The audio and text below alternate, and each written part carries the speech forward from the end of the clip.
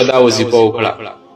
چې سحر پاسې ان شاء الله هغه کار به الله یا کړی یا به د هغې د کېدو هغه اسباب الله پیدا کړي په خپله به ته ووینې انشاءالله چې هغه کار به دې په کېدو شي. نو دا وظیفه دا عمل به تاسو صرف یوه شپه وکړئ چې کله دې د شپې دا عمل وکړو نو د هغې نه په سبا باندې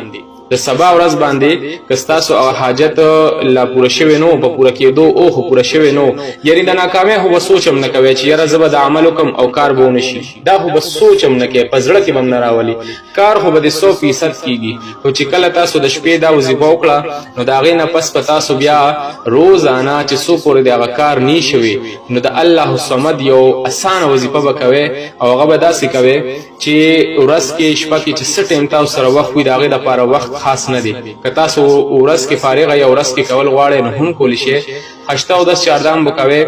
2 رکعاته صلات حاجت نفل به کوئ او بیا به داسې کوئ چې دا ستاسو د ښي لاس چې کومه د شهادت ګوته ده دا ستاسو د ښي لاس د شهادت ګوته چې کومه ده په هغې باندې به 11 ځله دم کې الله الصمد الله الصمد الله الصمد 11 ځله صرف په هغې ګوته به دم کې او هغه ګوته باندې به یو ګول دایره چې کوم دی هغه په دې ځمکه باندې تو کې صحیح ده د ګوتې په ذریعې سره او هغې دایره کې به دننه کښېنئ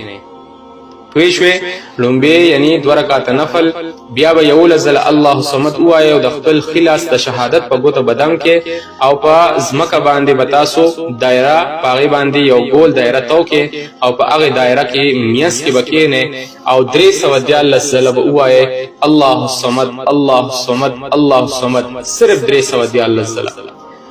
وایي د دغې دایرې نه د راوتونه مخکې به د انشاءالله الله پاک د هر قسمه جایز حاجت لپاره چې تاسو دا وظیفه وکړه او سوال وکړو نو انشاءالله د هغې دایرې نه د راوتونه مخکې به دعا قبوله شوي او هغه کار به د انشاءالله الله کوي. نو په لومبنۍ شپه خو به هغه وظیفه صرف یوه شپه وکړې کم باندې چې لږ وخت لګي او کومه چې د شپې کول دي د تهجدو په وخت ټوله طریقه مې درته وښوله بیا به په سبا باندې تاسو دا بل عمل چې کوم دی دا دایرې والا عمل د الله صمد دا به په سبا شروع کې تر هغې پورې به کوئ چې څو پورې ستاسو هغه کار مکمل پوره شوي نه وي چې کله ستاسو هغه کار او حاجت پوره شي ستاسو هغه غم پریشانی مصیبت ختم شي نو بس بیا به وظیفه بند کې او د